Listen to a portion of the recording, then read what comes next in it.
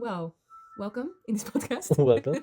So we are a couple of parents of two kids, one of 2 years old and the other one of 3 months. Yeah, like 2 years and 4 months. Oh, yeah, and we are Juan Pablo and Nataly. And Nataly, yeah, Very and important. we are. I say we because it's been experienced together. We are gonna talk about our PhD experience at the international department at the London School of Economics and a good supervisory environment that I have found in my professor who is supervising me, Professor Meyer Henrik. I will call him Jens because that's how he asked us to call him, both Nataly and me. And yeah, so this all started back in 2022. At the end of the year, I decided to apply. Kind of towards the end of the year, at some point, we realized that we were pregnant. Well, Nataly was pregnant. I was called for an interview for the program, and Jens was there with another professor. And I felt like the interview went more or less well. And I felt like I was hiding something.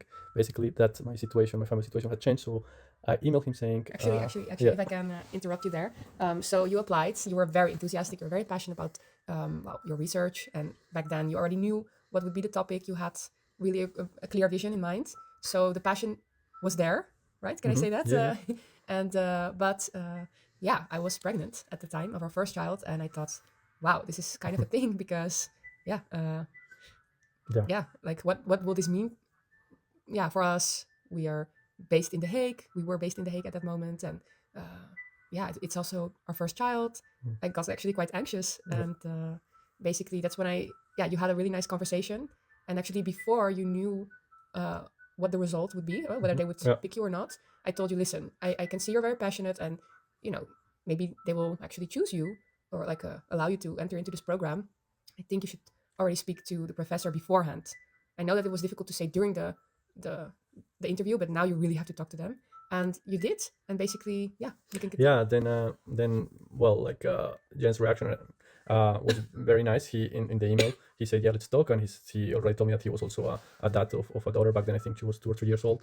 And then when we talked, he basically told me that that was not an impediment. And later on I learned that he had recommended me to get a studentship from the university to do the program. That said, we had to move to the UK. The baby would be born in May, and the program would start in September. So basically, there were a lot of things to know, especially what to expect, because it was our first time as parents. And when Natalie was still pregnant, I told about the concerns we had.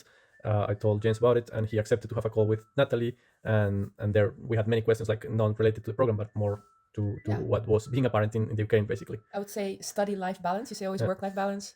This was like, yeah, what happens if I get terribly sick, well, ill, and I will not be able to take care of our child, or yeah, or if things go a bit more tough because we have a lot of sleepless nights, or the child is sick, and there's just a moment where it's a bit more difficult. Well, and actually Jens really responded in a nice way. He said, we're all parents in our department, and well, not all, but a lot of people are parents, and we all know how difficult it can be. It will be difficult, and like whenever things get tough, or just reach out to us, and we will, how do you say it? Be considerable And about flexible, it, flexible. flexible That with was it. Yeah, his word. And actually, later on, when I received the PhD Academy handbook, flexibility is the word used for those parents who are coursing a PhD and who are taking a PhD.